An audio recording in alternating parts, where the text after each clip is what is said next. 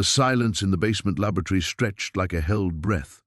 Elena's cursor blinked against the split screen showing her daughter's genetic profile alongside the Greymoor children's samples. The identical, anomalous sequences stared back at her, 17% of both profiles highlighted in the ominous red that indicated unclassified genetic material.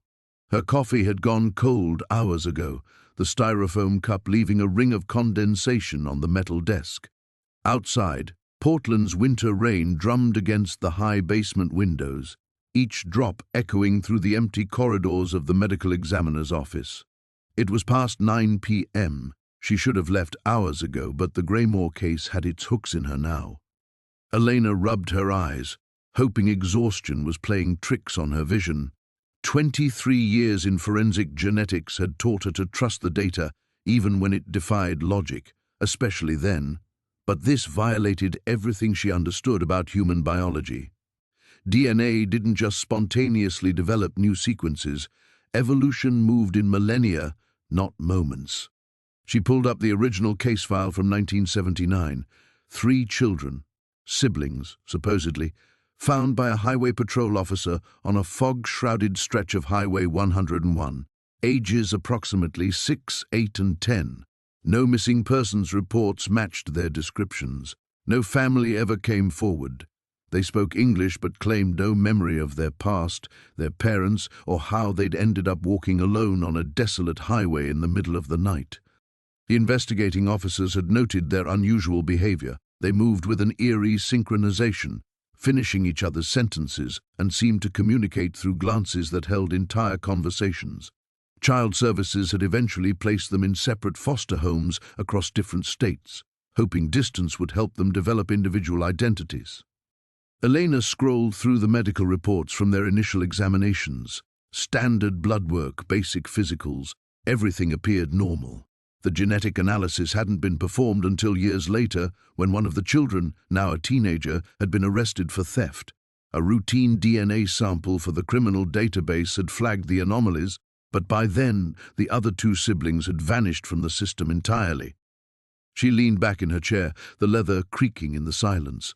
The rational part of her mind offered explanations: lab contamination, degraded samples, equipment malfunction. Simple answers that would let her file the report and move on to the next case. But the identical sequences in Maria's blood work killed those comfortable theories. Maria. Even now, 5 years after her death, thinking her daughter's name felt like pressing on a fresh bruise. The degenerative neurological disease had been cruel and swift, stripping away speech, motor function, and finally consciousness over the course of 18 months.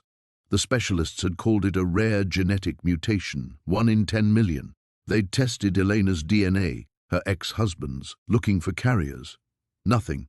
The disease had apparently emerged from nowhere, a cruel lottery of genetics that no one could explain or prevent. Elena's phone buzzed against the desk. A text from David, her ex-husband, Maria's birthday next month. "Dinner? We should talk." She stared at the message, then at her daughter's genetic profile still glowing on the screen. What would she tell him? That their daughter might have carried DNA from something not entirely human, that her death might have been connected to children found wandering a highway before she was even born? A sound echoed from somewhere upstairs, footsteps crossing the main floor. Elena glanced at the clock. The building should be empty except for security. She minimized the windows on her screen and listened. The footsteps paused directly above her lab, then continued toward the elevator. The basement had always felt isolated, buried beneath Portland's bureaucracy like a secret the city preferred to forget. Elena had requested the transfer here after Maria's death, drawn to the quietude and the work that dealt with questions already answered by death. Cold cases suited her, puzzles with no urgency, no desperate families waiting for miracles she couldn't provide. But the Greymoor case was different. It breathed with possibility and dread in equal measure. She reopened the genetic analysis, zooming in on the anomalous sequences. The base pairs formed patterns she'd never seen before. Not random mutations, but structured, purposeful, almost like a language written in DNA. If she didn't know better, she'd say the sequences looked engineered. The thought sent ice through her veins. Genetic engineering in 1979 had been primitive at best. The technology to create these kinds of precise modifications hadn't existed then. Hell, it barely existed now. Elena saved her work to an encrypted drive and powered down the workstation. The lab fell into darkness except for the emergency lighting strips along the floor. As she gathered her things, her gaze fell on a framed photo of Maria on her desk. 10 years old, gap-toothed smile, arms wrapped around a stuffed rabbit she'd named Dr. Hopscotch. If Maria's DNA contained the same impossible sequences, it meant Elena needed to ask questions she wasn't sure she wanted answered. Questions about her daughter's true nature, about what might still be out there in the world, and about what secrets might be written in her own genetic code. The elevator chimed somewhere above, carrying its mysterious passenger back into the night. Elena stood motionless in the darkened lab, listening to the elevator's mechanical hum fade into silence. The building settled around her with the peculiar stillness that only came after midnight, when even the most dedicated staff had surrendered to exhaustion. She slipped the encrypted drive into her purse alongside Maria's photo, muscle memory guiding her through the ritual of leaving work behind, though tonight work felt more like it was following her home. The parking garage smelled of oil and rain. Her Honda Civic sat beneath a flickering fluorescent light, looking as tired as she felt. The 20-minute drive to her Selwood apartment took her through empty streets slick with Oregon's perpetual winter moisture. Portland wore its melancholy like a second skin this time of year, grey clouds pressing down on the city like a weighted blanket. Her building was a converted warehouse from the 1920s, the kind of place that attracted divorced professionals and graduate students who preferred exposed brick to suburban pretense. Elena had chosen the third-floor unit for its view of the Willamette River and the way morning light slanted through the tall windows. After the house she'd shared with David, all manicured lawns and shared dreams, the apartment's spare functionality had felt like honesty. Inside, she moved through her evening routine with practiced efficiency. Tea instead of wine, though the Pinot Noir on the counter called to her with familiar comfort. She'd learned to ration her grief's more destructive appetites, allowing herself only weekend indulgences when the weight of loss could be properly felt and filed away. The apartment held traces of her former life, like artifacts in a museum. Maria's artwork still decorated the refrigerator, finger paintings and crayon drawings that Elena couldn't bear to remove, but couldn't quite look at directly. David had taken most of their daughter's belongings when they divided their shared wreckage, but these pieces of childhood creativity had somehow been deemed Elena's responsibility to preserve or discard. She'd chosen preservation, though it felt more like self-punishment. Her laptop sat open on the kitchen counter, screen dark but somehow expectant. Elena had brought work home before, usually mundane tasks that helped fill the hours between dinner and sleep. But tonight felt different. The encrypted drive in her purse contained more than data. It held the weight of impossible questions about her daughter's nature, about the fundamental assumptions that had shaped her understanding of life itself. The phone rang as she was pouring hot water over her tea bag. David's name appeared on the caller ID, and she considered letting it go to voicemail. Their conversations had become exercises in careful navigation, both of them stepping around the crater that Maria's death had left in their respective lives. "I saw you read my text," he said when she answered. His voice carried the particular exhaustion of someone who'd been thinking too hard about painful things. "You don't have to answer tonight, but I know." Elena settled into the armchair that had become her evening command center, positioned between the window and the bookshelf filled with genetics textbooks. "It's just complicated this year. It's always complicated." David's laugh held no humor. "But she'd be 15 next month. That feels significant somehow." 15. Elena closed her eyes, trying to imagine the teenager Maria would have become. Would the disease have progressed more slowly? Would there have been treatments, hope, a different outcome? Or would the anomalous DNA sequences have accelerated her decline in ways the specialists never could have predicted? Elena, You still there? Sorry. Long day at work. She opened her eyes, focusing on the river visible through her window. A few late boats moved along the water, their lights cutting through the darkness like genetic markers, highlighting unknown sequences. There's something I might need to tell you, but I can't yet. About Maria's medical records. The silence stretched long enough that she wondered if the call had dropped. When David finally spoke, his voice had changed, become more alert. What kind of something? I don't know yet. That's the problem. Elena set down her tea, suddenly unable to taste anything. I'm working a cold case that might be connected to her condition. It's probably nothing, but you need to follow it through. He knew her well enough to understand the compulsion that drove her work, the need to solve puzzles even when the solutions might hurt. Just promise me you'll be careful. You've been carrying enough weight without taking on more. After they hung up, Elena sat in the growing darkness, watching Portland's nightlife move along the river.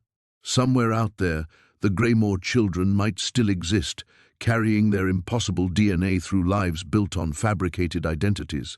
Somewhere out there, others might share the same genetic anomalies that had shaped Maria's brief existence. The encrypted drive seemed to pulse with possibility from inside her purse, though she knew that was her imagination.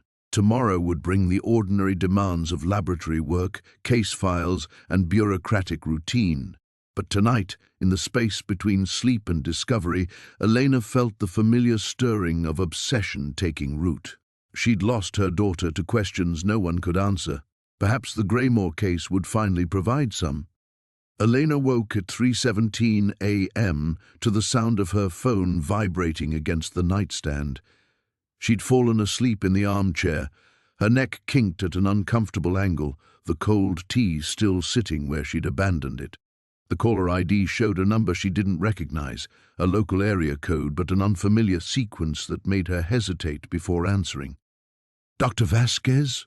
The voice was female, young, with an accent she couldn't place. I'm sorry to call so late. My name is Sarah Greymoor. Elena sat up straight, suddenly wide awake. I'm sorry, what did you say your name was?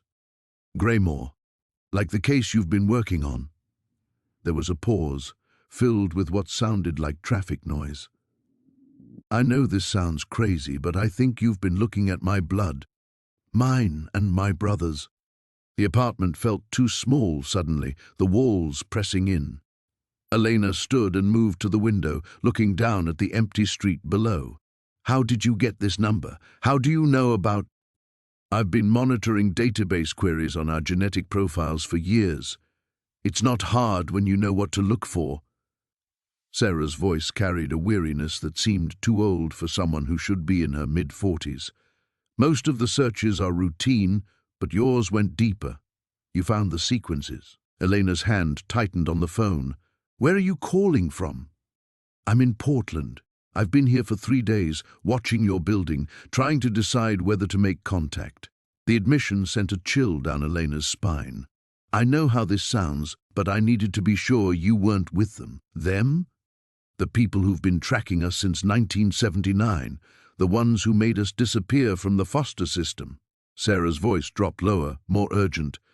Dr. Vasquez, you need to stop your research. Delete everything. Forget you ever saw our samples.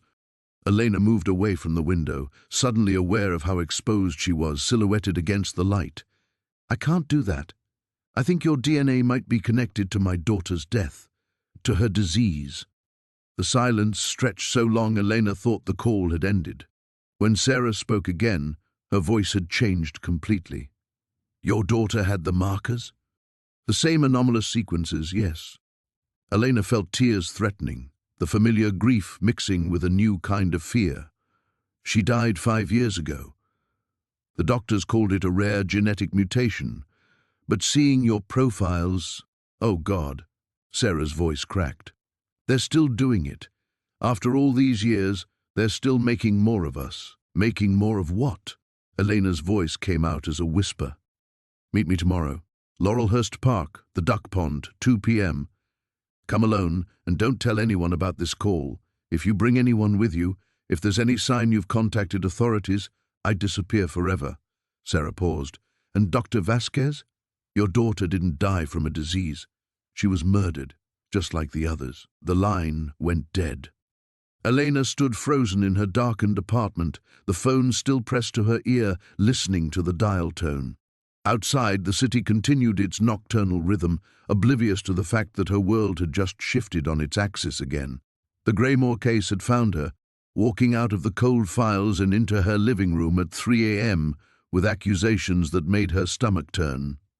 She moved to her laptop, fingers trembling as she opened the encrypted files. Maria's genetic profile stared back at her, those 17% anomalous sequences suddenly looking less like random mutations and more like signatures. Fingerprints left by someone who wanted to be found, eventually. The rational part of her mind catalogued all the reasons Sarah's call could be a hoax. Mentally ill individual with access to medical databases, elaborate scam targeting grieving parents, paranoid delusion fed by internet conspiracy theories. But the woman on the phone had known about the genetic markers, had known Elena was investigating them. More than that, she'd spoken with the exhausted certainty of someone who'd been running for decades. Elena walked to Maria's photo on the refrigerator, studying her daughter's face for signs she might have missed. Had there been something different about her from the beginning? Some quality that marked her as other, as engineered rather than evolved? The thought made her physically sick. Her phone buzzed with a text from an unknown number. "Delete the files. For your own safety." Elena looked out the window again, scanning the street for movement, for watching eyes, for any sign that her ordinary world had been breached. A cat picked its way across the wet pavement.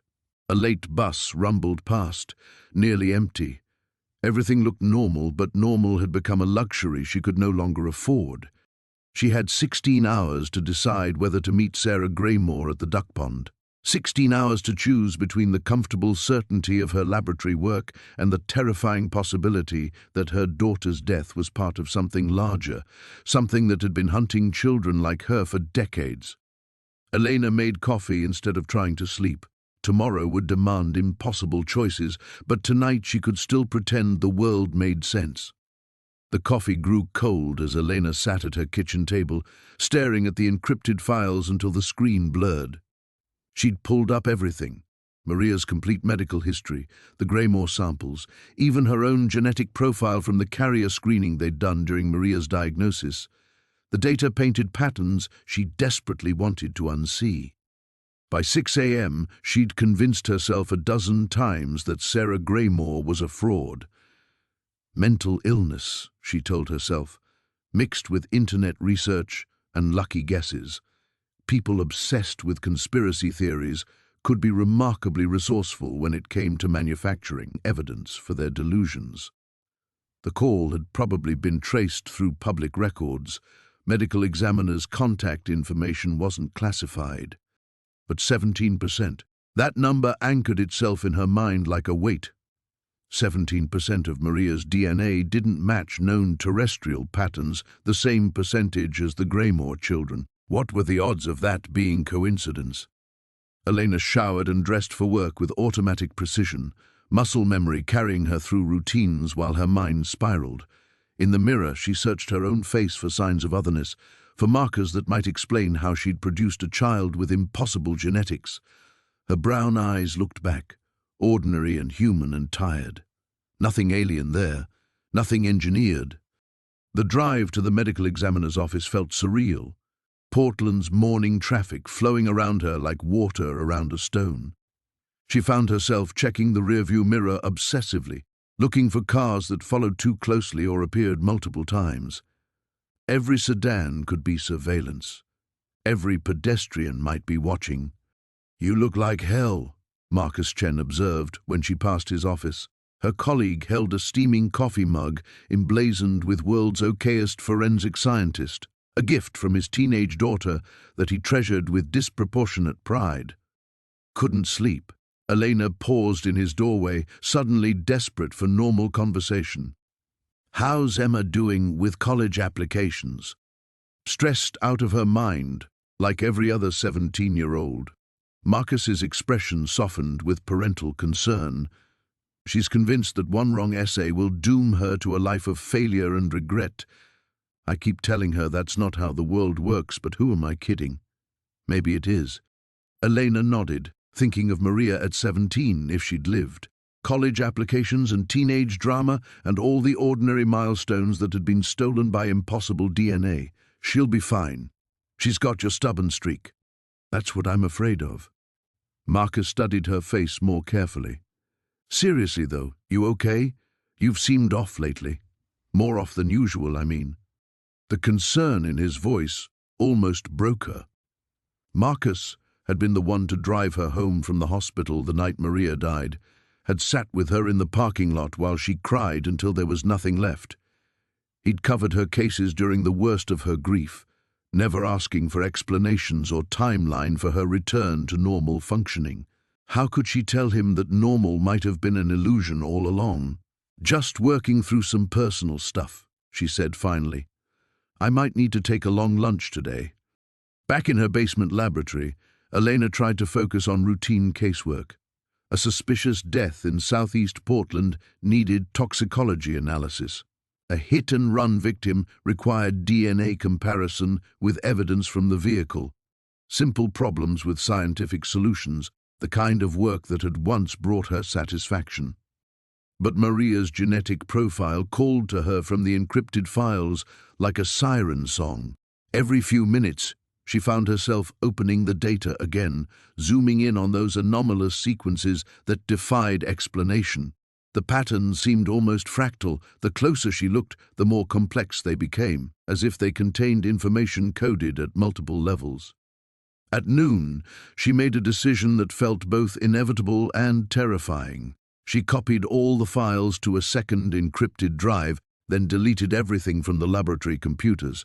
If Sarah Greymoor was right about people watching genetic databases, the deletions might buy her some breathing room. The drive to Laurelhurst Park took 20 minutes through lunch-hour traffic. Elena had chosen the location herself years ago for family outings, the duck pond where Maria had insisted on feeding stale bread to the waterfowl, despite Elena's explanations about proper duck nutrition. Now the familiar scenery felt contaminated by memory and fear. She arrived early and parked where she could watch the pond from a distance. Families with young children dotted the area, parents supervising toddlers who shrieked with delight at the ducks. Dog walkers followed well-worn paths through the trees.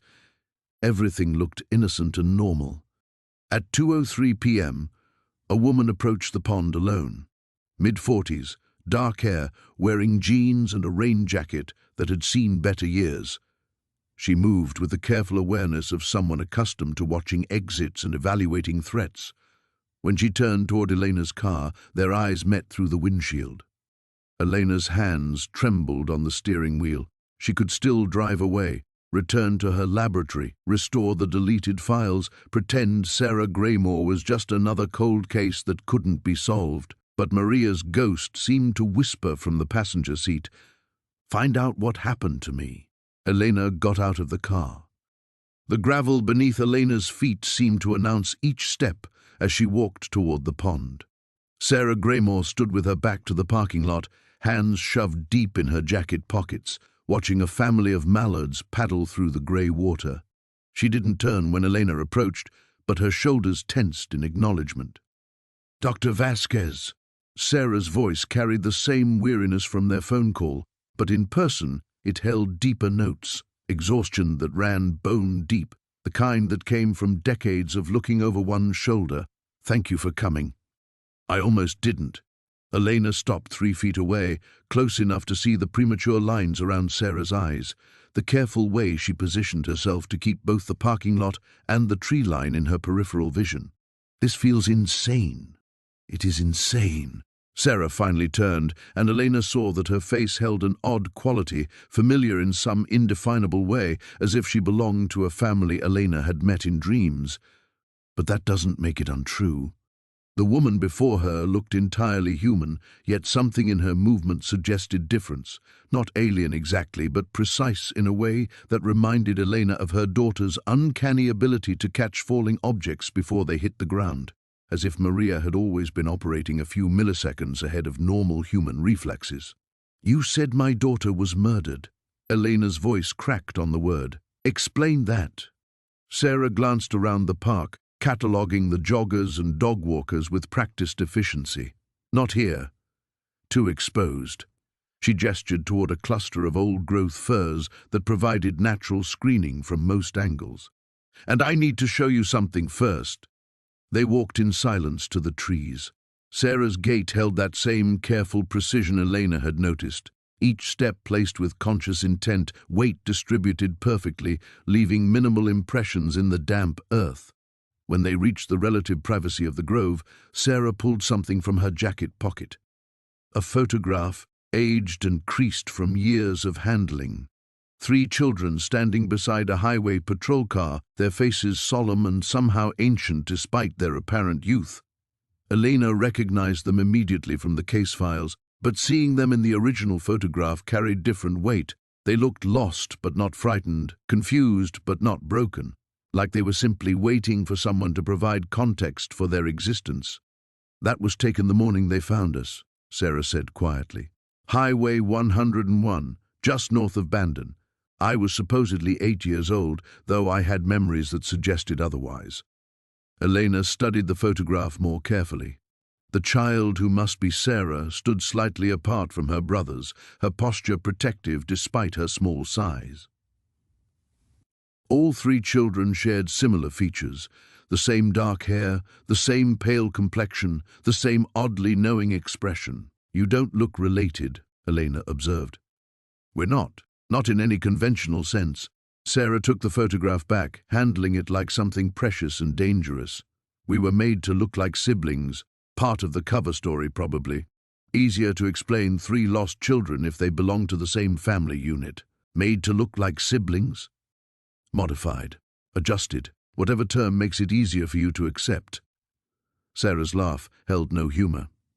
"Our DNA was designed, Dr. Vasquez, engineered for specific purposes we were never told about. We're not human, not entirely, and neither was your daughter." The words hit Elena like physical blows. She found herself stepping backward, her mind rejecting the implications even as her scientific training catalogued the evidence. The anomalous DNA sequences, Maria's impossible reflexes, and her strange intuitions about people's illnesses. The way her daughter had sometimes stared at the sky as if waiting for something to return. "That's impossible." "Is it?" Sarah moved closer, her voice urgent now. 17% of your daughter's genome didn't match known human patterns, the same 17% that defines me and my brothers. You're a geneticist, you know what those odds are against random mutation. Elena's legs felt unsteady. She leaned against the rough bark of the nearest fir, the familiar park spinning around her like a kaleidoscope. Everything she'd built her understanding on, evolution, natural selection, the gradual progression of human development, suddenly seemed naive and limited. "Who?" she whispered. "Who did this?" "We don't know. Not exactly." Sarah's expression grew haunted. "Government programs, private contractors, maybe both working together, maybe competing. We've spent 40 years trying to piece it together, and we're still missing huge sections of the puzzle. My daughter died of a genetic disease. The doctors said..." "The doctors were wrong." Sarah's voice turned gentle, which somehow made her words more devastating. "Maria didn't die from a disease, Dr. Vasquez. She was terminated. All of them are, eventually. The modifications aren't meant to last. We're prototypes, not finished products." Elena closed her eyes, but instead of darkness, she saw Maria's hospital room, her daughter's final weeks of inexplicable cellular breakdown that had baffled every specialist they'd consulted. How easily she'd accepted the doctor's pronouncements of rare genetic disorders and unlucky mutations. When she opened her eyes again, Sarah was watching her with something approaching sympathy. "There's more," Sarah said quietly, "and it's going to be harder to hear." Elena gripped the fir tree's bark until it bit into her palms. How much harder could it possibly be? Sarah reached into her jacket again, this time producing a small device that looked like a cross between a smartphone and a medical scanner.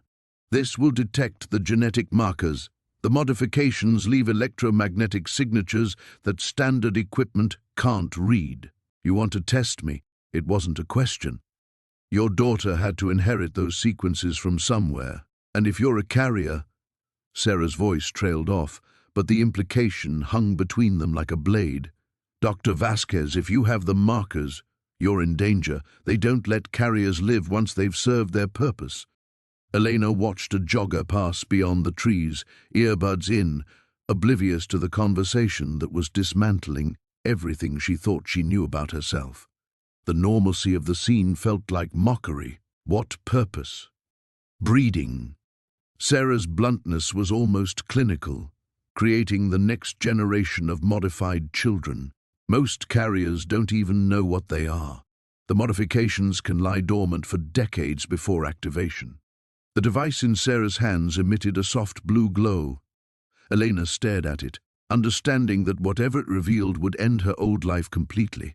There would be no returning to her basement laboratory, no pretending that genetic anomalies were just fascinating puzzles to solve. Dr. Vasquez, a new voice, male and authoritative, cut through the grove. Elena spun around to see two men in dark suits approaching through the trees.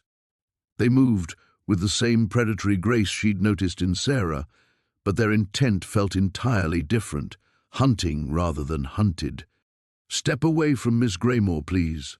The speaker was tall, pale, with the kind of ageless face that could have been 30 or 50. His companion hung back, hand resting inside his jacket in a gesture that suggested weapons. Sarah's device vanished into her pocket with practiced speed. "Elena, run, now." "I'm afraid that's not possible." The tall man's smile held no warmth. "Dr. Vasquez has been asking the wrong questions. We need to have a conversation about her research." Elena's scientific mind catalogued details with automatic precision. The way the men's footsteps made no sound on the gravel, the subtle wrongness in their proportions that suggested modification more extensive than Sarah's, the complete absence of fear in their expressions as they closed the distance. "You're like her," Elena breathed. "You're modified too." "We're the finished products," the tall man corrected. Sarah and her brothers were early prototypes, flawed, emotional. "We've moved beyond such limitations." Sarah grabbed Elena's arm. "The parking lot. There are people there. They won't act in front of witnesses." They ran. Elena's lungs burned as they crashed through the undergrowth, branches catching at her clothes. Behind them she could hear pursuit, not the heavy breathing and crashing footsteps of normal humans giving chase, but the whisper-quiet movement of predators who didn't need to hurry. They were being herded, she realized, driven toward some predetermined point. "The car," Sarah gasped, pointing toward Elena's Honda. "Keys?"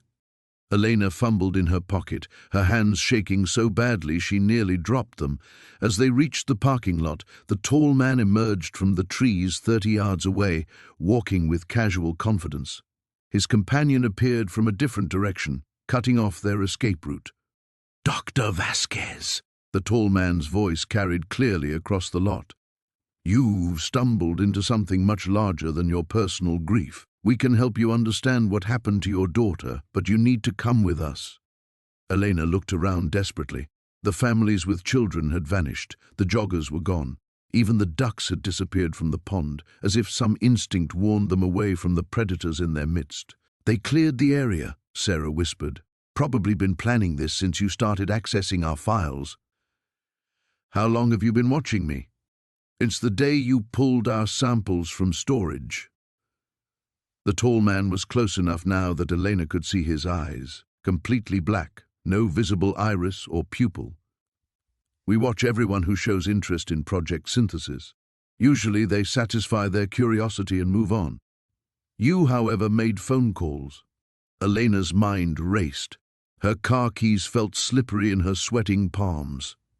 The parking lot stretched between them and safety, but she was beginning to understand that safety might be an illusion anyway. "What do you want from me?" "Information about your daughter's genetic line and cooperation with the next phase of the project." The tall man tilted his head in a gesture that was almost curious. "Dr. Vasquez, did you really think Maria was your first child?" The words hit Elena like ice water. She staggered backward, her legs threatening to give out completely. Sarah caught her arm. "Elena, whatever he's telling you, remember, they lie. It's what they're designed for." Elena's world tilted sideways. The parking lot asphalt seemed to shift beneath her feet as the tall man's words echoed in her skull. "Did you really think Maria was your first child? You're lying." But even as she spoke, fragmented memories surfaced. Unexplained gaps in her early 20s, a period of months she'd always attributed to depression after her residency. Dreams of holding a baby that wasn't quite Maria, with eyes too knowing and fingers that grasped with impossible strength. Memory suppression was crude in those days, the tall man continued, his black eyes reflecting the overcast sky like oil, but effective enough.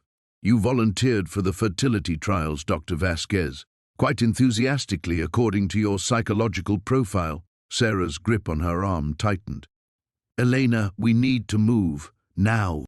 But Elena couldn't move. The revelation paralyzed her as thoroughly as if her spine had been severed. Another child. A first child she couldn't remember bearing, couldn't remember losing. How many gaps in her memory were artificial? How much of her life belonged to her at all? "Where?" Her voice cracked like glass. "Where is my first child?" The tall man exchanged a glance with his companion that might have been amusement in a human face. "Deployed. Your genetic contribution proved quite valuable for our European operations. Subject designation Theta-7 has exceeded all performance parameters." Subject designation. Her child reduced to a laboratory code, a successful experiment in a program she'd apparently volunteered for, and then had erased from her mind. Elena felt something fundamental break inside her chest, not just her heart, but her sense of identity itself. "Elena," Sarah's voice cut through her spiraling horror, "whatever they took from you, whatever they made you forget, we can deal with that later. Right now, we have to survive." The second man had circled closer, his hand still inside his jacket. Elena realized with crystal clarity that they were going to die in this parking lot. These weren't men who left witnesses or tolerated complications. They were cleaners, designed to eliminate problems. "Sarah," Elena whispered, "your device, the scanner, can it detect them too?" "Of course." But understanding flashed across Sarah's features. "Yes." "Elena, yes." Sarah pulled out the scanner with fluid motion, pointing it not at Elena, but at the approaching men. The device shrieked, a piercing alarm that shattered the artificial quiet of the empty park. Immediately, car alarms began responding in sympathy, a cascade of noise that filled the air with chaos. The tall man's expression shifted for the first time, showing something that might have been concern, clever but pointless. "Is it?" Sarah backed toward Elena's car, keeping the scanner raised. "Every security camera in a 6-block radius just activated. Every emergency frequency in Portland is receiving an automated distress signal with our GPS coordinates. You designed us to be traceable, remember? It works both ways." Elena fumbled her keys into the lock, her hands steadier now that they had a plan. The Honda's engine turned over just as the tall man lunged forward with inhuman speed. Sarah dove into the passenger seat, slamming the door as pale fingers scraped across the window. Elena floored the accelerator, tires shrieking against asphalt. In the rearview mirror, she saw both men standing perfectly still in the parking lot, watching their escape with the patience of apex predators who knew their prey couldn't run forever. "Drive toward downtown," Sarah commanded, her voice tight with adrenaline. "Public spaces, crowds. They'll regroup, but they won't act in front of massive surveillance. My first child." Elena's voice sounded foreign to her own ears. "You knew, didn't you? You know what happened to all of us." Sarah was silent for a long moment, watching the side mirror as they merged into traffic. "We've identified 47 women over the past 20 years, all scientists, all fertility patients during specific windows. all with missing memories and children they can't account for. 47. Elena tasted bile. How many children? Hundreds, maybe more. The program expanded after they perfected the memory suppression techniques. Sarah's scanner continued its low alarm, a constant reminder of the danger pursuing them. Elena, I need you to understand something. The reason they want you specifically isn't just about information. Elena gripped the steering wheel harder, knuckles white against the leather. What else? You're still fertile. Your genetic profile shows optimal compatibility for the next phase modifications. Sarah's reflection in the passenger window looked haunted. They don't just want your cooperation. They want you to breed again. The Honda swerved slightly as Elena's vision blurred. Another child, another Maria, another baby engineered for purposes she couldn't fathom and a destiny she couldn't protect them from. The cycle continuing, generation after generation, until humanity became something unrecognizable. No. The word came out stronger than she felt. No, I won't do it. When we need to disappear, Sarah said quietly. Tonight, because they've been watching you for months, learning your patterns, your weaknesses, and now that you know the truth, they'll never stop hunting us. Elena checked the rearview mirror again, seeing ordinary traffic but feeling the weight of invisible eyes tracking their every move. The Honda's engine rattled as Elena pushed it beyond safe speeds through Portland's evening traffic. Every red light felt like a trap, every intersection a potential ambush. Sarah's scanner maintained its low, persistent alarm, a technological heartbeat counting down to something Elena couldn't yet comprehend. Where do we go? Elena's voice barely rose above the road noise. If they've been watching me for months, they know everything. My apartment, my work, my patterns. Nowhere familiar. Sarah studied the device in her hands, its screen showing pulsing dots that Elena realized must be tracking signals. They've mapped your entire life, Elena, every routine, every safe space, every person you trust. Elena thought about her sterile apartment, her basement laboratory, the coffee shop where she grabbed lunch between cases. All of it compromised, all of it transformed from sanctuary into hunting ground. Then where? Keep driving. I need to make contact with my brothers. Sarah pulled out an older phone, the kind with actual buttons. Marcus and David have been tracking project synthesis facilities across the Pacific Northwest. There might be safe houses, places they haven't found yet. As Sarah dialed, Elena found herself studying her passenger with new eyes. Sarah moved like someone accustomed to running, to hiding, to viewing the world through the lens of constant threat. How long had she lived this way? 40 years of looking over her shoulder, of knowing that somewhere men in suits tracked her every movement? Marcus? Sarah's voice dropped to barely above a whisper. It's Sarah. We have a problem. Dr. Vasquez is with me, and they made contact. What do you mean you know? How long have you been? Sarah's face went pale. No. Marcus, no. Tell me you didn't. Elena felt ice forming in her stomach. What? Sarah ended the call, staring at the phone like it had become a venomous snake. My brothers. They've been in contact with the project for 6 months. They're trying to negotiate some kind of deal. What kind of deal? Cooperation in exchange for survival. Sarah's laugh held a note of hysteria. They think they can bargain with our creators, offer limited participation in exchange for safety, for the right to exist without being hunted. Elena pulled into the parking lot of a 24-hour diner, her hands shaking too badly to continue driving safely.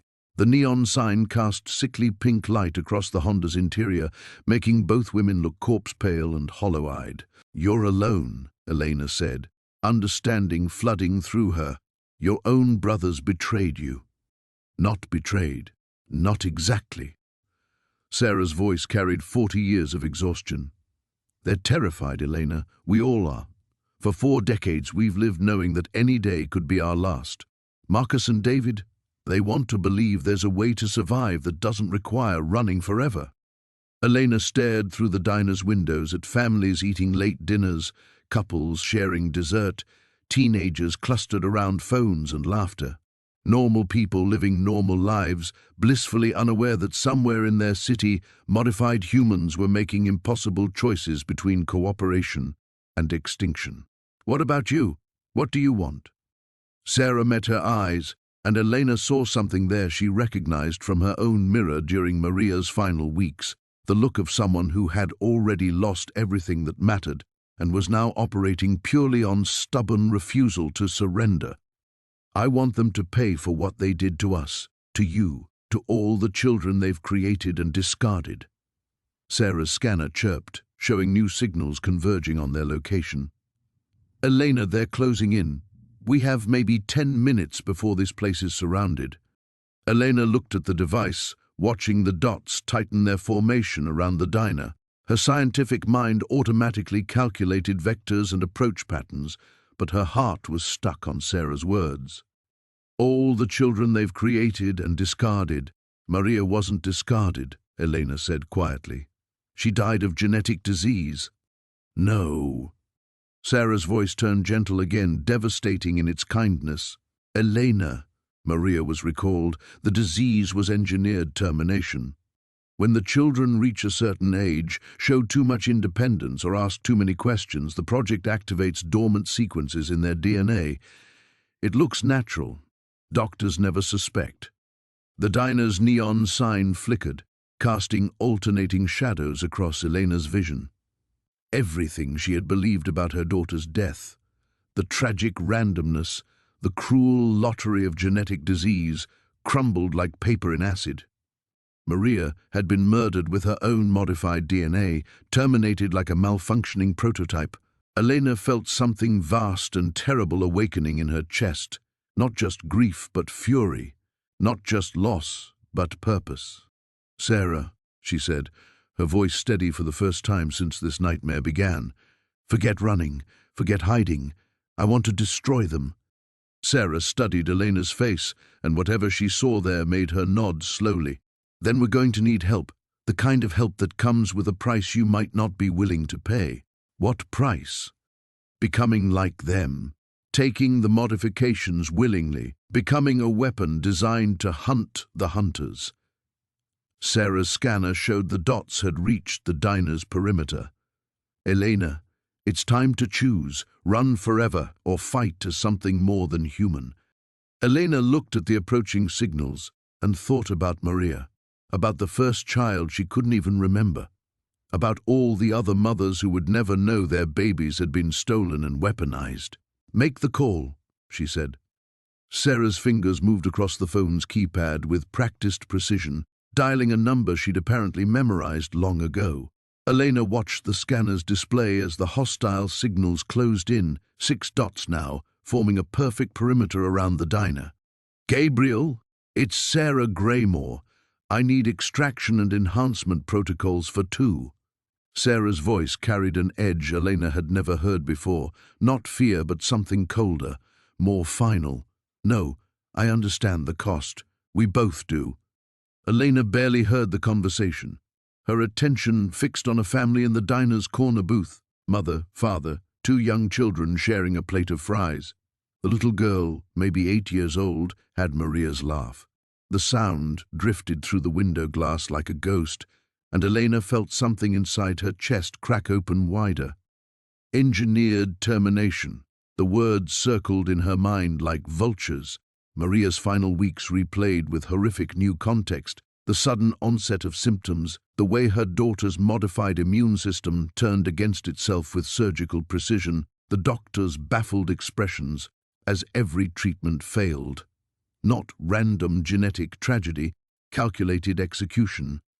"Elena," Sarah had ended the call, "he's coming.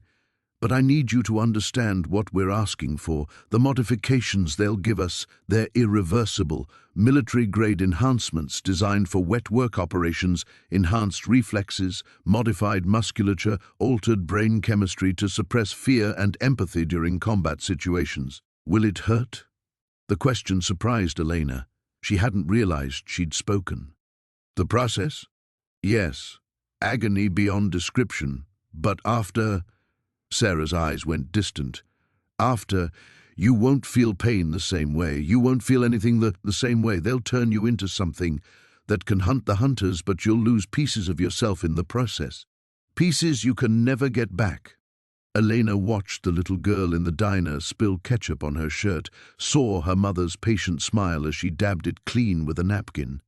Such ordinary tenderness, such normal love, everything Elena had thought she was protecting when she chose to save other people's children through her forensic work. "My first child," Elena said quietly.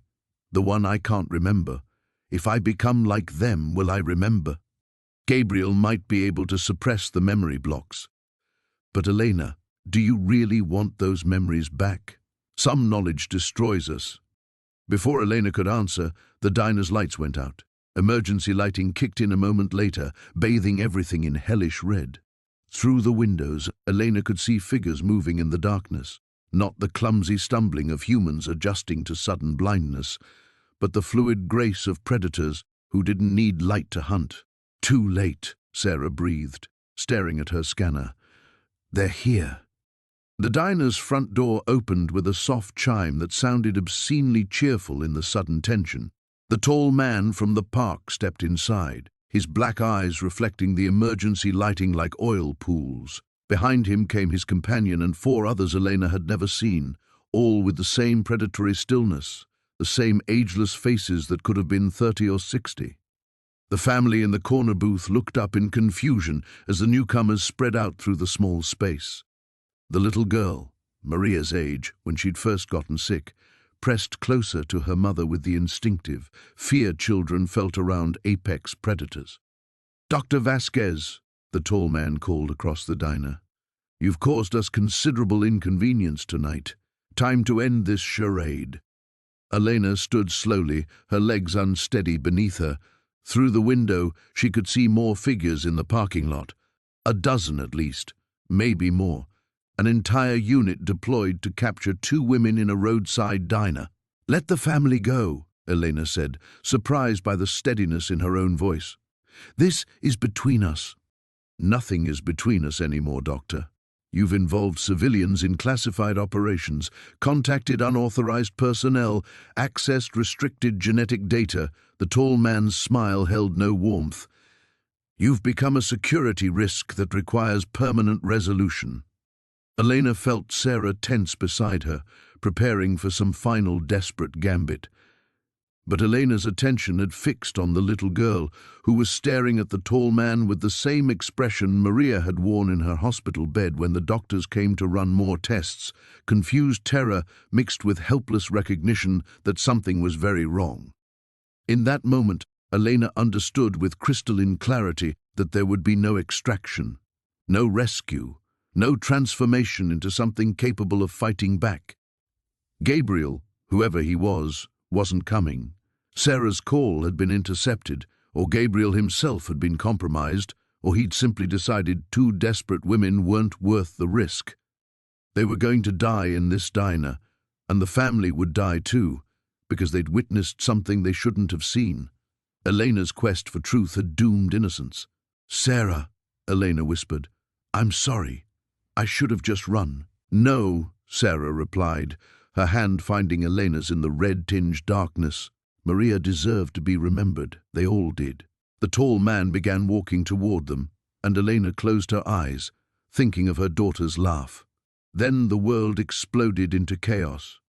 The diner's rear wall disintegrated in a shower of glass and concrete as something massive punched through it. Emergency alarms shrieked from every direction as the building's structural supports groaned under sudden stress. Elena's eyes snapped open to see a figure silhouetted against the jagged hole.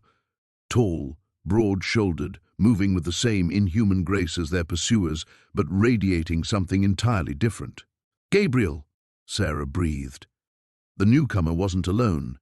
3 others flanked him, and Elena's scientific mind catalogued details even as her body flooded with adrenaline, enhanced musculature visible beneath tactical gear, eyes that reflected light like mirrors, movements that defied normal human limitations.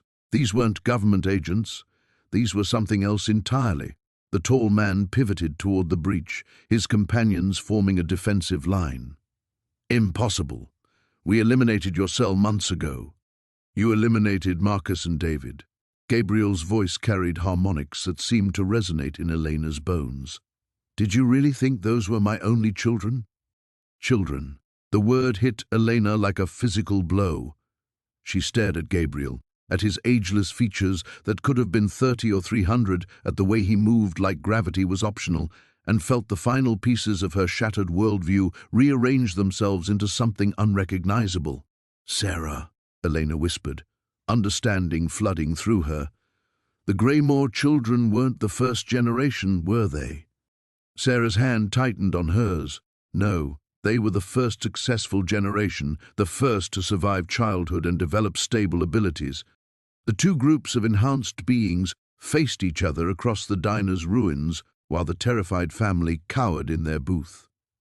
Elena could see the little girl's face, pale with shock but alert, watching the confrontation with the kind of intense focus that reminded her achingly of Maria during her final weeks, as if her daughter had somehow known she was witnessing something beyond normal human understanding.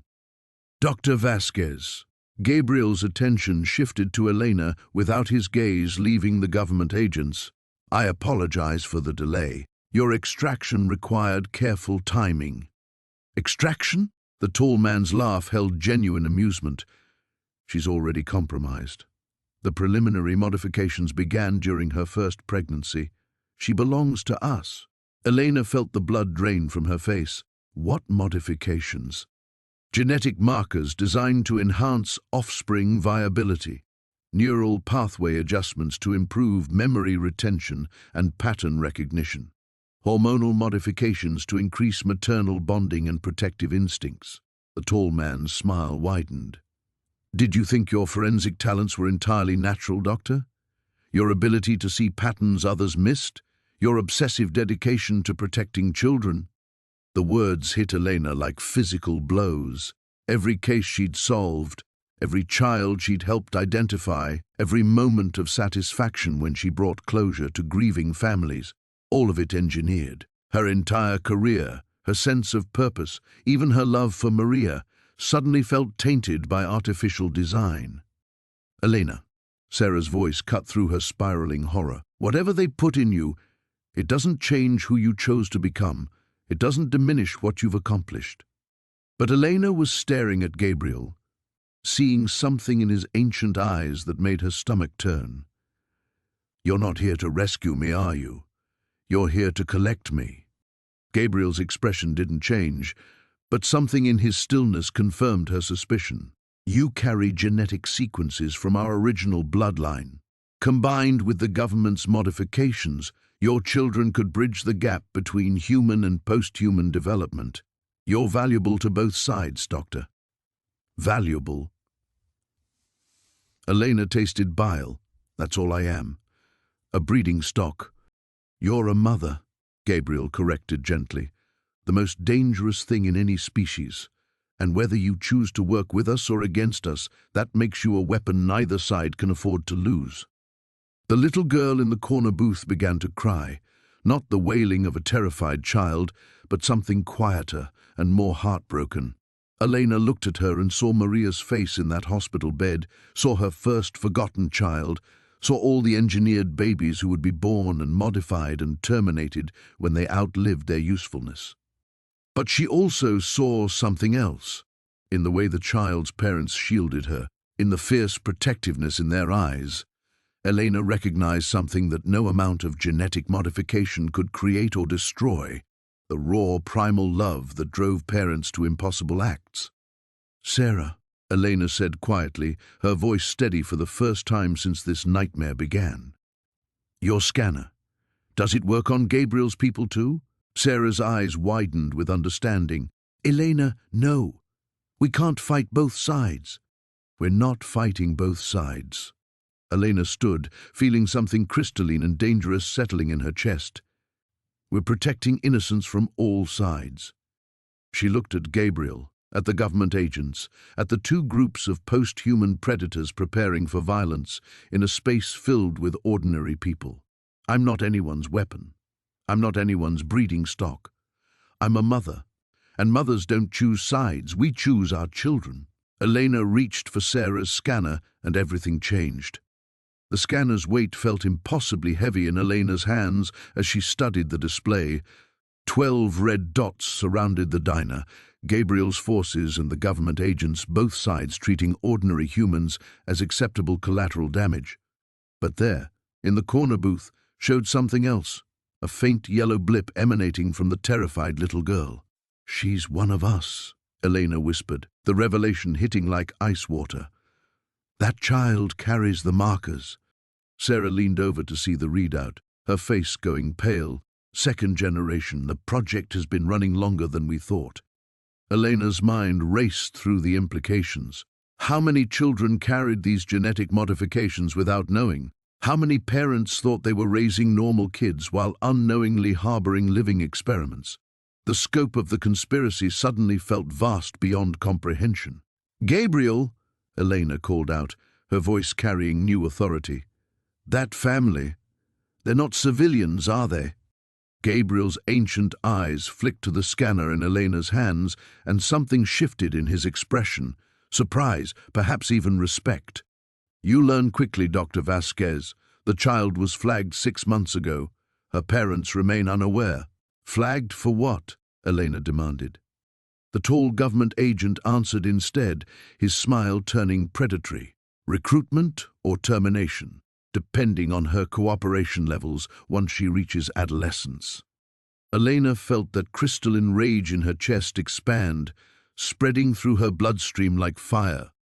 These weren't just experiments or weapons or breeding stock, they were children. Someone's daughter sat in that booth, crying because monsters were deciding her fate while her parents held her close, helpless to protect her from something they couldn't even see. "Sarah," Elena said quietly, not taking her eyes off the two factions still facing each other in tense standoff. "How many others? In Portland alone? Maybe dozens. Nationwide?" Sarah's voice cracked. "Thousands." Elena thought of Maria's medical files, of the subtle genetic markers she'd dismissed as interesting anomalies. How many other children had she inadvertently helped identify for the project through her forensic work? How many death certificates had she signed for genetic diseases that were actually termination protocols? The weight of that knowledge should have broken her. Instead, Elena felt something she hadn't experienced since Maria's diagnosis: clarity of purpose. "I have a proposition," she announced, loud enough for both sides to hear. Gabriel and the tall agent exchanged glances, the first time Elena had seen either group acknowledge the other's presence directly. "Dr. Vasquez," Gabriel said carefully, "you're not in a position to negotiate." "Aren't I?" Elena held up the scanner, letting them see the data streaming across its screen. "This device doesn't just track your people, it maps the entire network. Every child, every sleeper agent, every safe house, every facility." She paused, watching their faces. "Every weakness." The tall agent's composure cracked slightly. "That technology was stolen from you." "Yes, but Sarah improved it." Elena's voice gained strength with each word. "She's had 40 years to refine the scanning protocols. This little device knows more about both your operations than your respective leadership does." Elena could see she had their attention now. Both groups remained ready for violence, but they were listening. More importantly, the family in the corner remained alive, which meant she still had leverage. "Here's what's going to happen," Elena continued. "You're both going to back away. Let these people go. Let me go. In exchange, I'll share what this scanner has learned about the network." Sarah stared at Elena with naked admiration. "You magnificent, insane woman. You're playing them against each other." "No," Elena corrected, feeling pieces of a plan crystallizing in her mind. "I'm giving them both what they actually want.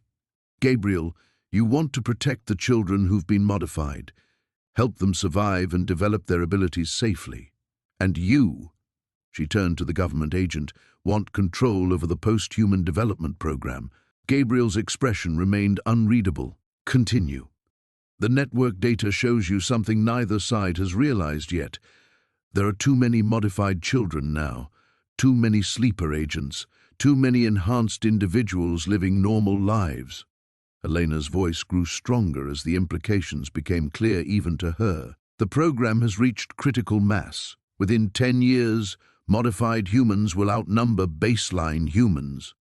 The silence that followed was deafening. Elena could practically see both factions recalculating their strategies, their long-term survival plans, their fundamental assumptions about human evolution.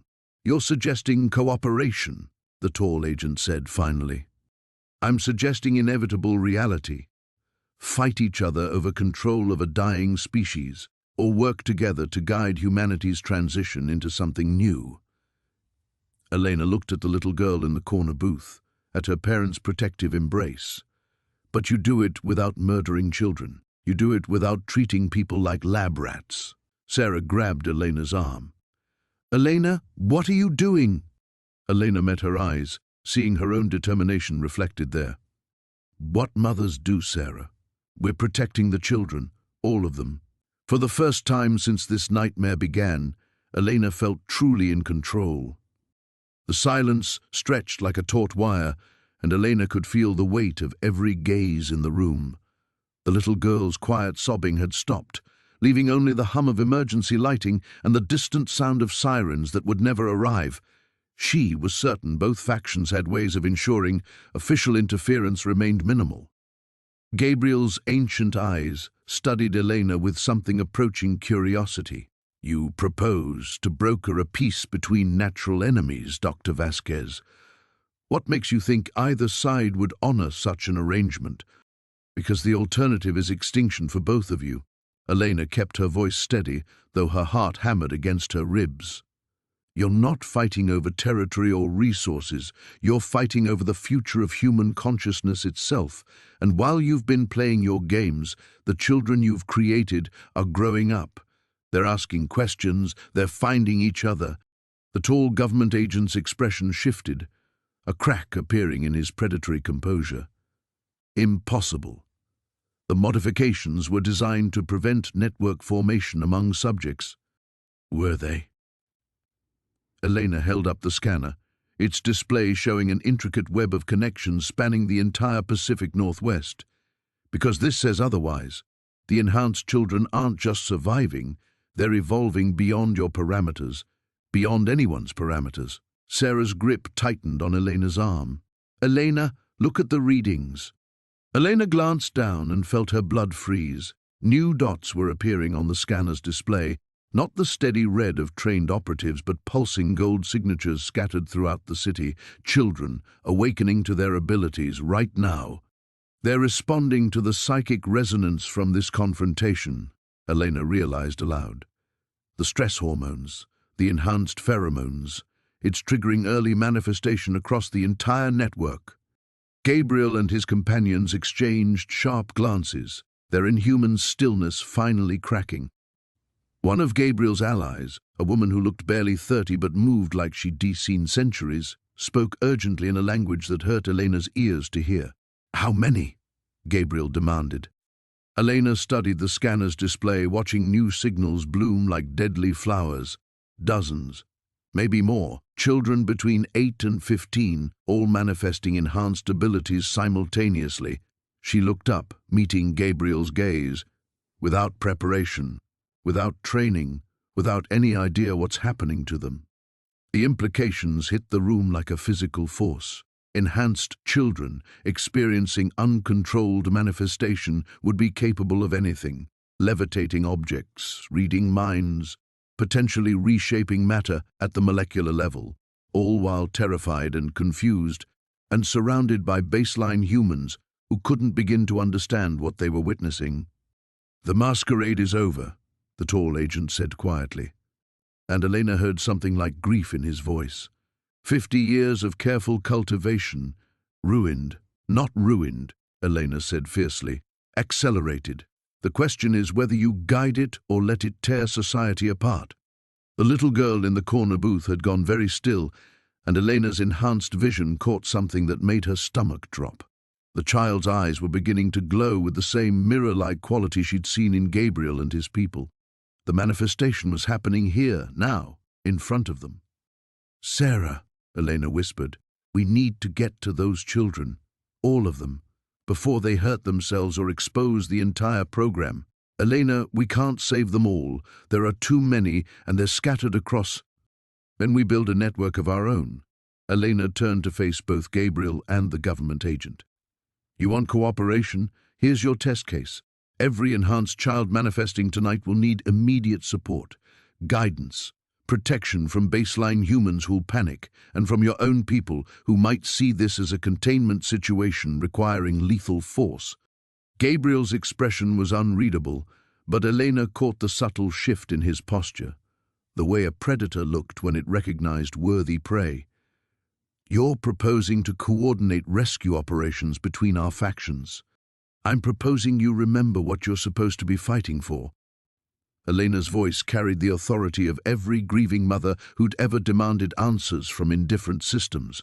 Those children didn't choose to be your weapons or your test subjects, but they're about to become the most vulnerable members of a new species, and if we don't protect them tonight, there won't be a future worth fighting over. The scanner in her hands chimed softly, and Elena looked down to see a new message scrolling across its screen, manifestation cascade accelerating. Estimated time to mass public exposure, 47 minutes. 47 minutes, Elena announced to the room. That's how long we have before this stops being a shadow war and becomes a public crisis that will reshape human civilization forever. She stepped toward the center of the diner, positioning herself between the two factions. So, here's my final offer. Work together to save those children, or explain to whatever's left of humanity why you chose your ancient grudges over their survival. Elena looked at the little girl, whose parents were staring in growing horror as their daughter's transformation accelerated. Choose now. The little girl's scream shattered the tense silence, not a sound of fear, but something primal and alien that made the windows vibrate in their frames. Her parents jerked back as their daughter's body convulsed, light pouring from her eyes like molten silver. Choose now, Elena repeated, her voice cutting through the supernatural chaos. Gabriel moved first. In a blur of inhuman speed, he was beside the child's booth, his ancient hands hovering over her trembling form without quite touching. The manifestation is unstable, he announced. She could tear herself apart from the inside. The tall government agent remained frozen for a heartbeat longer, and Elena watched decades of careful planning crumble behind his eyes. When he finally moved, it was toward his communication device. Control, this is Agent Morrison. Initiate Protocol 7 across all northwest sectors. We have mass manifestation in progress. Belay that order, Elena commanded, surprising herself with the authority in her voice. She stepped between Morrison and his team, the scanner held like a weapon. Protocol 7 is termination protocols, isn't it? Morrison's silence was answer enough. Gabriel, Elena called without taking her eyes off the agent. Can you stabilize her? Not alone. The cascade is too advanced. I would need... Gabriel's voice cut off as understanding dawned. I would need another perspective. Someone who understands both human maternal instincts and enhanced biology. Elena felt the pieces clicking into place with terrifying clarity. Everything she'd learned, everything she'd become, her forensic expertise, her maternal protective instincts, the genetic modifications that had been brewing in her system for decades, it all led to this moment. The test isn't choosing sides, she realized aloud. The test is becoming something new. Sarah grabbed her shoulder. Elena, what are you doing? But Elena was already moving toward the booth, toward the child whose transformation was accelerating beyond control. The scanner in her hands showed a cascade of golden signals blooming across the city like a plague of light, each one representing a terrified child whose abilities were manifesting without guidance. I'm being what I've always been, Elena said quietly, a mother. She knelt beside Gabriel, feeling the heat radiating from the little girl's body.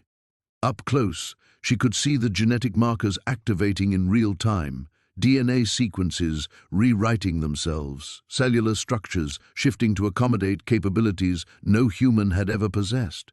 What's her name? Elena asked the terrified parents. Lucy. the mother whispered. Her name is Lucy. Lucy, Elena said gently, reaching toward the child. I'm Dr. Vasquez. I'm going to help you. Gabriel caught her wrist. The psychic feedback could kill you. Your modifications aren't complete. Elena met his inhuman gaze. Then we better work fast. She placed her palm on Lucy's forehead, feeling the chaotic energy crackling beneath the child's skin. The connection hit Elena like lightning. Suddenly she could sense every manifesting child across Portland, their fear and confusion creating a psychic storm that threatened to tear the city apart. But she could also feel something else, the love. Every terrified parent, every confused sibling, every teacher and neighbor who would choose protection over fear when faced with children in crisis. Baseline humanity's capacity for adaptation, for acceptance, for fierce maternal protection that transcended species boundaries. Gabriel, Elena said through gritted teeth as Lucy's power surged through their connection. I need you to link with the other children, all of them. Show them they're not alone. Impossible. The psychic strain would... Sarah, Elena called, interrupting Gabriel's protests. The scanner. Can you boost its range? Sarah's eyes widened with understanding. Elena, you want to turn it into a psychic amplifier. That's insane. That's necessary.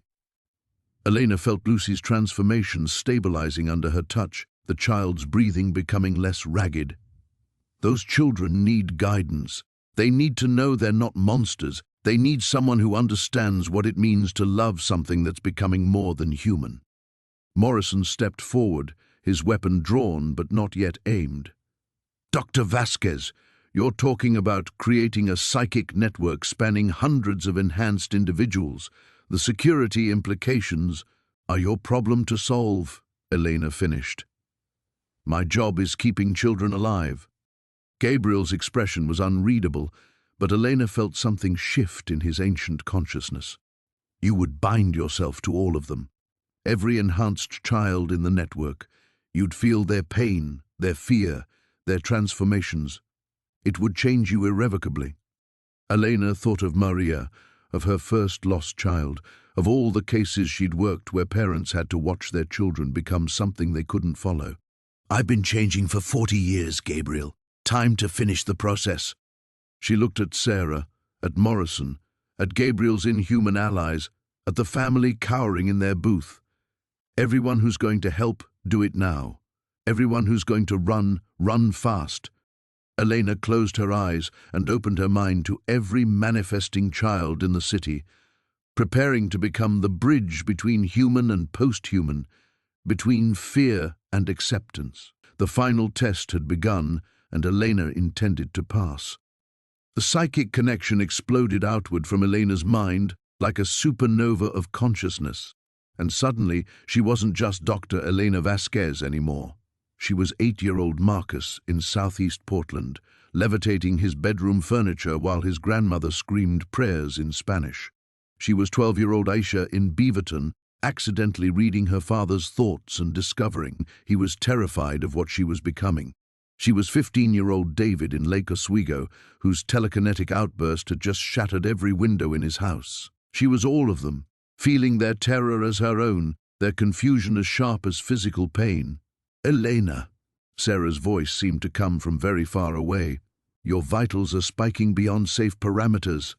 But Elena couldn't respond, couldn't pull back. The children needed her.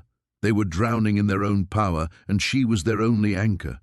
Through the network, she felt Gabriel's ancient consciousness joining the connection, his millennia of experience flowing through the psychic channels she'd opened. Show them control, Gabriel's voice echoed in her mind. Show them they're not alone.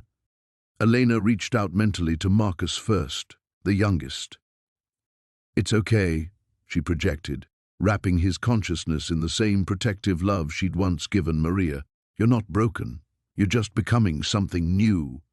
She felt Marcus's terror ebb slightly, his furniture settling gently back to the floor. His grandmother's screaming stopped as the boy looked up at her with eyes that no longer glowed with uncontrolled power. One down, dozens to go.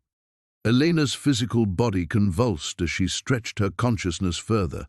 Through the diner's windows she could see the effects across the city, streetlights flickering as enhanced children lost control of their abilities, car alarms triggered by telekinetic surges, emergency services scrambling to respond to reports of impossible phenomena. "Morrison," she gasped, her voice barely audible. "Your people, are they moving to terminate?" The agent's face was pale, his weapon lowered. I've never seen anything like this. Command is demanding immediate containment, but you know it's too late for that," Gabriel finished, his own form flickering as he channeled power through Elena's network. "This is evolution, Agent Morrison. You can guide it or be swept away by it." Elena felt something tear in her mind as she reached for Aisha, the 12-year-old whose telepathy was broadcasting her family's private thoughts to half the neighborhood. The pain was excruciating, but Elena pushed through it, showing the girl how to build mental barriers, how to control the flood of alien consciousness. Like this, Elena demonstrated, her own thoughts becoming a teaching template. Walls of love, not fear, boundaries that protect instead of isolate. Aisha's psychic screaming quieted, her father's relief flooding through the network as his daughter's eyes cleared. "Elena," Sarah warned, her scanner beeping frantically, "you're exceeding human neurological limits.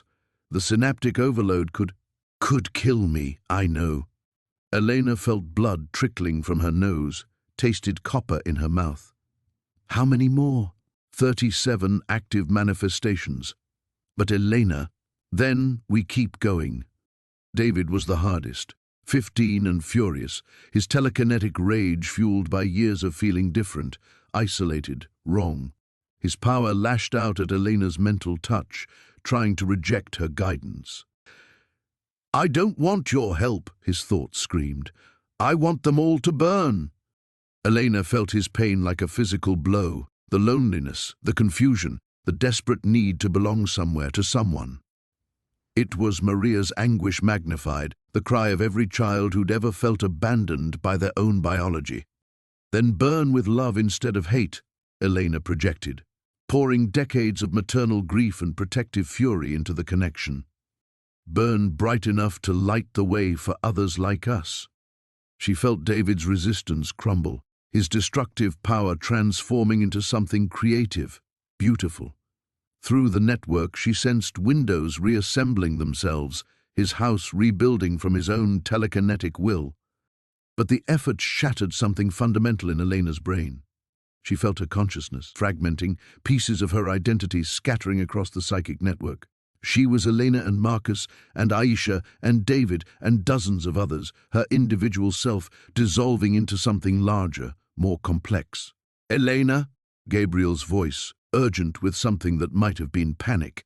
"You're losing cohesion. Pull back." "Can't," Elena whispered, her physical voice barely functional. "They still need—" The last thing she saw before her individual consciousness scattered completely was Morrison holstering his weapon, reaching for his radio with shaking hands. "Command, this is Morrison. Abort Protocol 7. Repeat, abort termination protocols. We're switching to accommodation procedures." Elena smiled as her mind dissolved into the network, becoming part of something larger than human, more complex than post-human. She'd passed the test, not by choosing a side, but by becoming the bridge herself. The children were safe. That was enough. That was everything.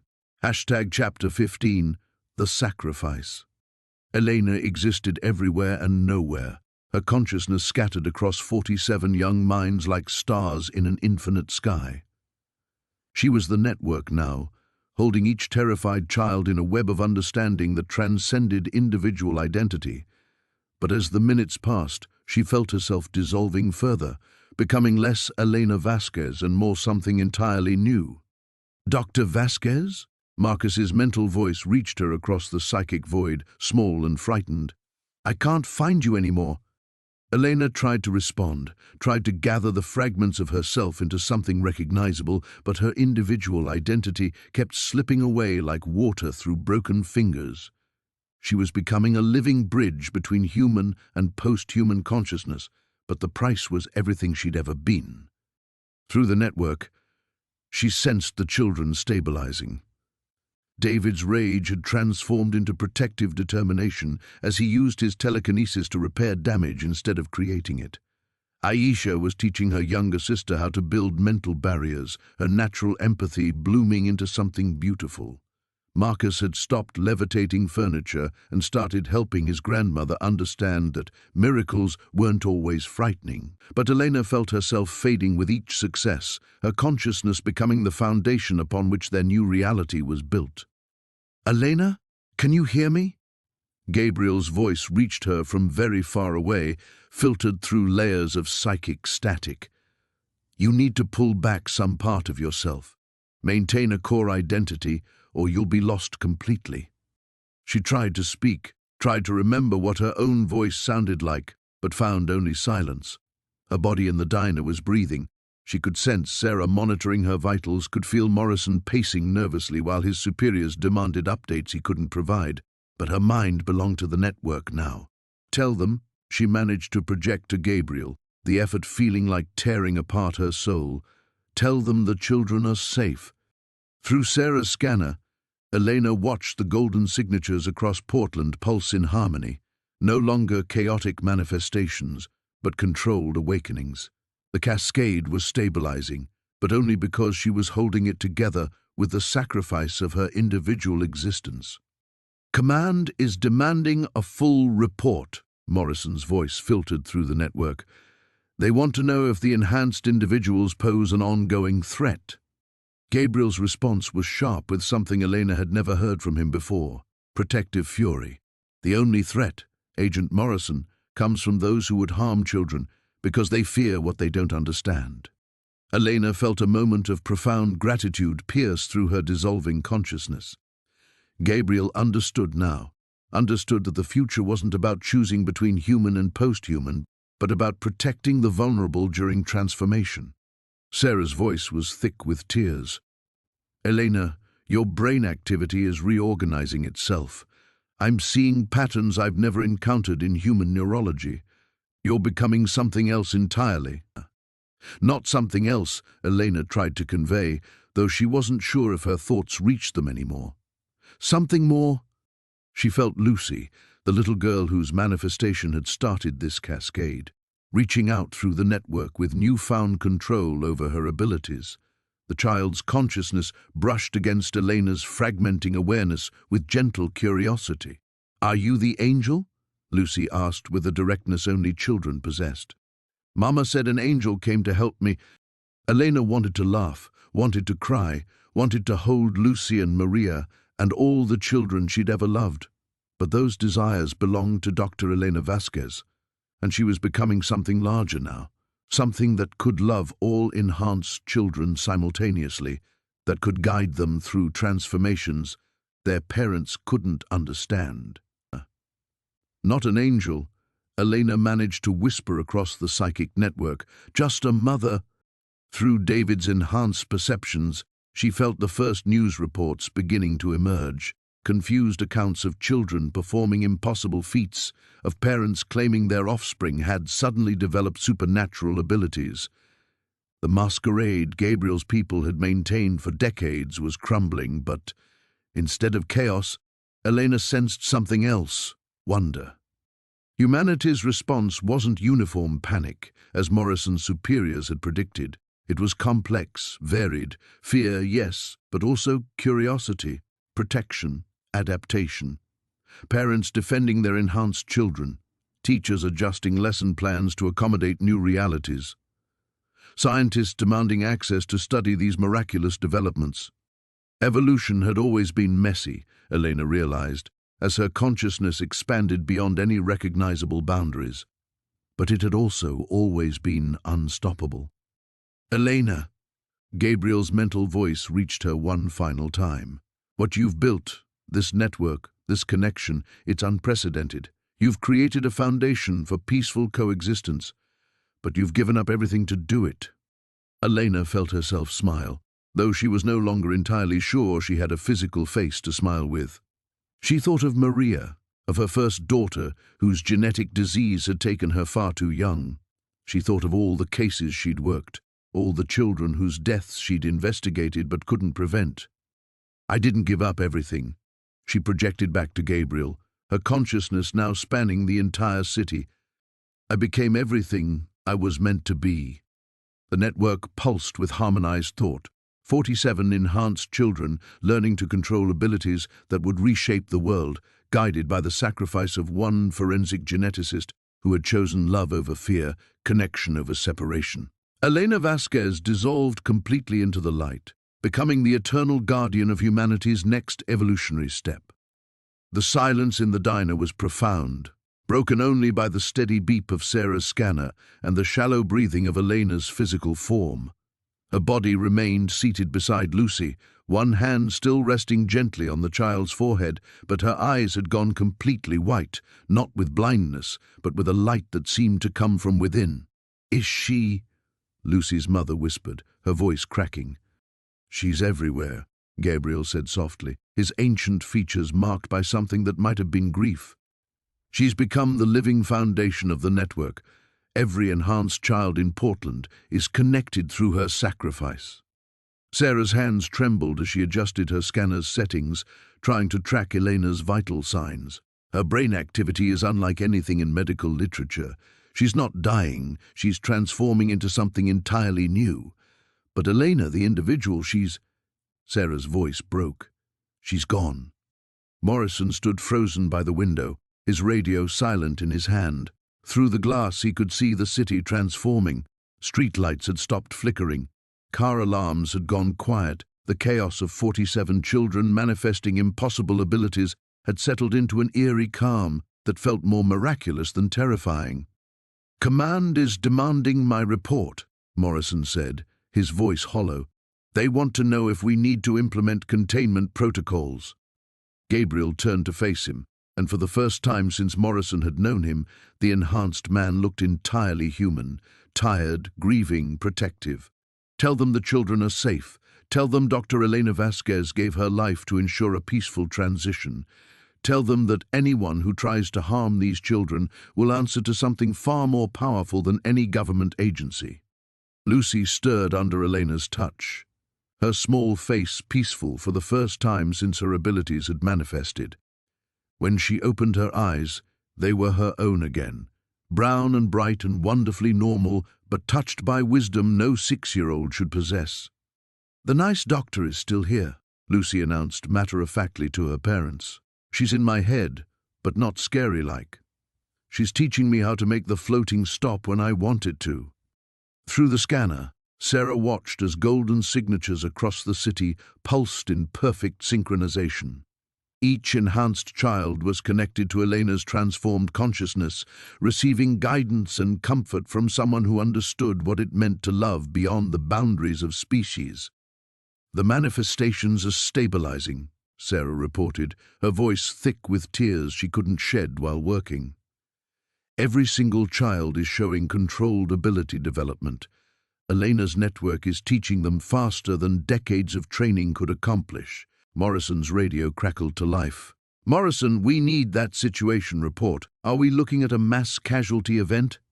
Morrison stared at Elena's peaceful face, at Lucy playing with small objects she was levitating with perfect control, at the family that was no longer terrified but amazed. He thought about the reports flooding in from across the city, not of destruction and chaos, but of children helping to clean up their own manifestation damage, of families adapting with remarkable resilience, of teachers and neighbors choosing wonder over fear.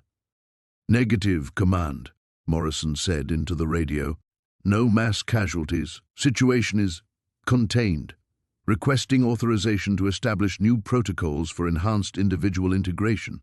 The silence on the other end stretched for long moments before a voice responded. "Morrison? Are you telling me 47 children with supernatural abilities are somehow under control?" Morrison looked at Gabriel, who nodded slightly. "That's exactly what I'm telling you, sir. We have a consultant who's developed unprecedented methods for ability management. Dr. Elena Vasquez has created something remarkable." It wasn't entirely a lie. Elena had created something remarkable, a living bridge between human fear and post-human reality, a network of love and understanding that transcended evolution itself. Sarah's scanner detected something new. Elena's consciousness was adapting, stabilizing into its new form. She was no longer fragmenting but consolidating into something coherent yet vast, individual yet collective. "Elena?" Sarah whispered, leaning close to her friend's transformed face. "Can you hear us?" For a moment, Elena's eyes flickered, the white light dimming enough to reveal familiar brown irises beneath. When she spoke, her voice was layered with harmonics that seemed to come from multiple sources. "I can hear everything," Elena said, her words carrying the weight of 47 connected minds. Every child's fear becoming confidence, every parent's terror becoming pride, every question about what it means to be human expanding into what it means to be alive. Gabriel knelt beside her chair. "The network you've created, it's stable?" Elena's smile was radiant, touched by joy that transcended individual happiness. "It's more than stable, it's growing. Each child I guide becomes capable of guiding others. Love multiplies, Gabriel. Fear divides, but love multiplies." Through the diner windows, Portland glittered in the morning light, a city forever changed by one woman's choice to become the bridge between worlds. In her sacrifice, Elena Vasquez had found not an ending, but a beginning, the first chapter of humanity's next evolutionary step, written in the language of unconditional love. The network pulsed with contentment, 47 young voices whispering in unison, "Thank you, Dr. Elena." Chapter 17, The Return. 3 months later, Elena walked through the corridors of Portland's medical examiner office for the first time since her transformation. Her footsteps echoed differently now, not because her gait had changed, but because she could hear the resonance through dimensions of perception that hadn't existed before. The familiar antiseptic smell carried undertones of emotion, traces of grief and hope left behind by everyone who had passed through these halls. "Dr. Vasquez?" Jenny from reception looked up with a mixture of relief and uncertainty. "We weren't sure. We heard you were consulting on special cases now, but—" "I'm still Elena," she said gently, and it was true, though the truth was more complex than anyone could understand. She was Elena Vasquez, forensic geneticist, but she was also the living network that connected 237 enhanced children across the Pacific Northwest. The cascade had continued spreading, but each new manifestation was guided, controlled, nurtured through her expanded consciousness. Dr. Harrison emerged from his office, his weathered face creasing with genuine warmth. "Elena, when Morrison said you'd be returning to consult on the enhanced cases, I wasn't sure what to expect." "Something different, I imagine." Elena's smile carried harmonics that made Harrison feel inexplicably peaceful, but still someone who cares about getting answers for families who need them. The first case file lay open on her old desk, a 7-year-old boy found dead in Forest Park, his genetics showing the same impossible markers that had started her journey with the Greymoor children. But now she could read beyond the DNA sequences, could feel the echo of his brief life through connections that transcended physical death. "Timothy Chen," she murmured, her fingers touching the crime scene photographs. Through her enhanced perception, she could sense the fear that had consumed him when his abilities manifested. Fear, and then something else, a presence that had tried to help but arrived too late.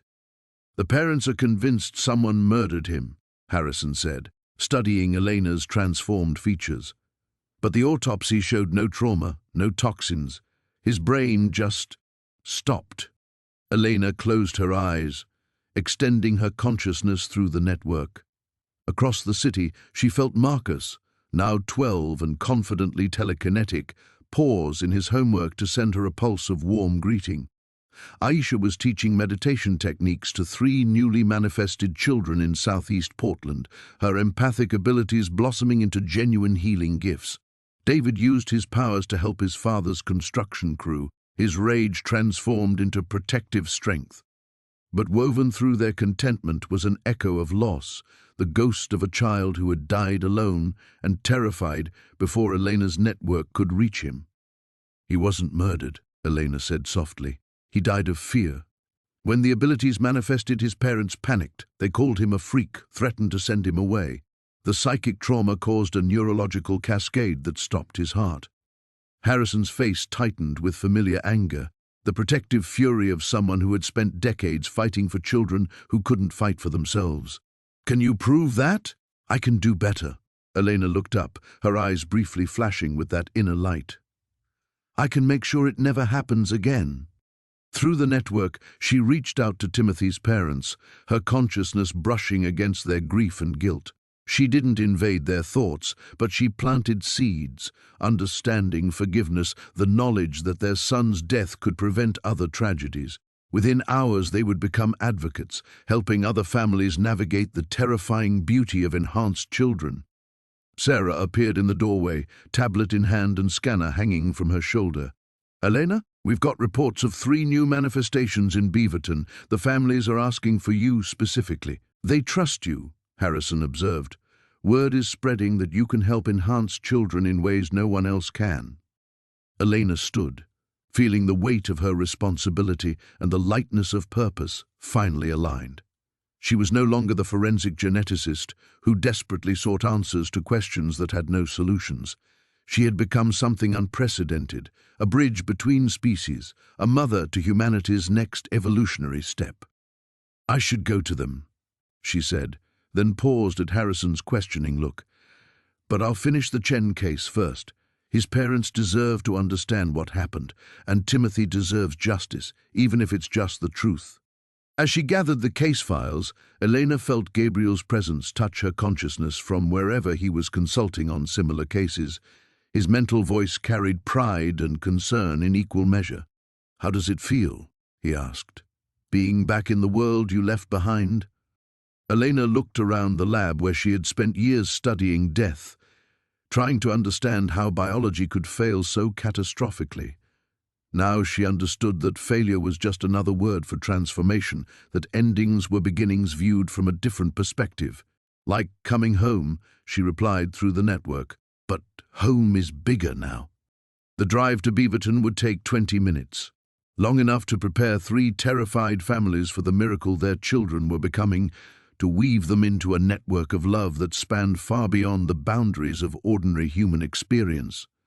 Elena Vasquez had returned to her world, but she had brought something unprecedented back with her: hope for a future where evolution and love could coexist, where being different meant being cherished rather than feared.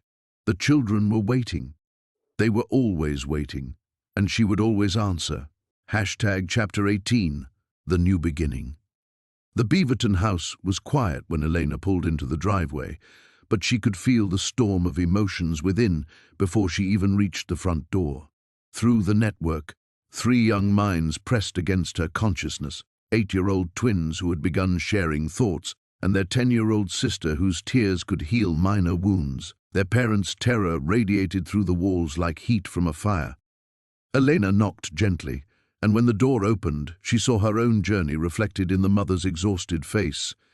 The same desperate love she had felt for Maria, the same protective fury that had driven her to sacrifice everything.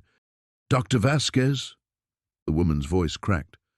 "Are you really? Can you help them? They're so scared, and I don't know what to do. The things they can do, it's not natural, but they're still my babies." "They're exactly what they're supposed to be," Elena said, stepping inside. "And you're exactly the mother they need. I'm just here to help you understand that." In the living room, she found the children huddled together on the couch, their abilities flickering uncontrolled around them. The twins' shared consciousness leaked into everyone nearby, broadcasting their confusion and fear. Their sister wept constantly, each tear glowing with healing light that she couldn't stop or understand. Elena knelt before them, her transformed presence immediately calming the chaotic manifestations. Through the network, she felt hundreds of other enhanced children pause in their activities, offering their strength to these newest members of their expanding family. "Hello," she said simply. "I'm Elena. I know you're scared, but you're not alone." Do you want to meet some friends who understand exactly what you're going through? She opened the network wider, allowing the Beaverton children to sense the vast web of consciousness that connected enhanced youth across 3 states now. Instantly, their terror transformed into wonder. They felt Marcus teaching a newly manifested girl in Salem to control her telekinesis through laughter rather than fear. They sensed Aisha helping a boy in Seattle overcome the overwhelming emotions his empathic abilities forced him to experience. They connected with Lucy, now 7 and perfectly confident in her floating abilities, who immediately began showing them games that turned manifestations into play. The twins' father stood in the doorway, his face cycling through disbelief and acceptance. This is really happening. All over the country. All over the world, Elena confirmed, though she didn't mention that she could feel the network's influence spreading beyond Earth itself, touching something vast and welcoming among the stars. Evolution doesn't ask permission, but love makes it bearable. She spent 2 hours with the family, teaching them to recognize the signs of controlled manifestation, showing them how to support their children without fear. Most importantly, she wove them into the growing community of enhanced families who had learned to celebrate rather than hide their children's gifts. As she prepared to leave for her 3rd consultation of the day, Elena's phone buzzed with a text from Sarah. Autopsy results on Chen case support your conclusions. Parents want to meet with other enhanced families. Harrison says you've revolutionized how we handle these cases. Elena smiled, remembering the forensic geneticist she had been just months ago. Brilliant, driven, but ultimately limited by the boundaries of normal human understanding. That woman had died in a downtown diner, sacrificing herself to save children she barely knew. What had emerged was something unprecedented, part human, part network, entirely devoted to guiding humanity through its next evolutionary step. Through her expanded awareness, she felt Gabriel coordinating with government agencies that were slowly, carefully, learning to see enhanced individuals as citizens rather than threats. She sensed Dr. Harrison establishing new protocols that treated manifestation deaths as medical emergencies requiring specialized intervention rather than criminal investigations. Most remarkably, she felt the growing acceptance spreading through ordinary human communities as enhanced children proved themselves to be helpers rather than threats. The cascade continued, not the destructive psychic explosion Morrison's superiors had feared, but a gentle, controlled awakening that spread love and understanding along with enhanced abilities. Each new child was immediately connected to the network, taught by Elena's consciousness and guided by their enhanced peers. As Elena drove toward her final consultation of the day, she felt Maria's presence more clearly than she had since her daughter's death, not as a ghost or memory, but as a fundamental part of what she had become. Maria's genetic disease had been the first sign of humanity's transformation, the canary in the coal mine that warned of changes too vast for ordinary science to comprehend. "Thank you, baby," Elena whispered to the daughter who had started this journey. "Thank you for teaching me that love doesn't end with death, it just finds new ways to grow."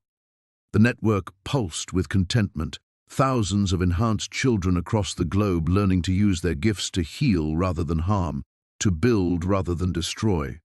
Elena Vasquez had found her purpose at last, not as a forensic geneticist studying death, but as the living bridge between humanity's past and its extraordinary future. The children were waiting, as they always were, and Elena would always answer, for she had become love itself made manifest across the expanding network of human evolution.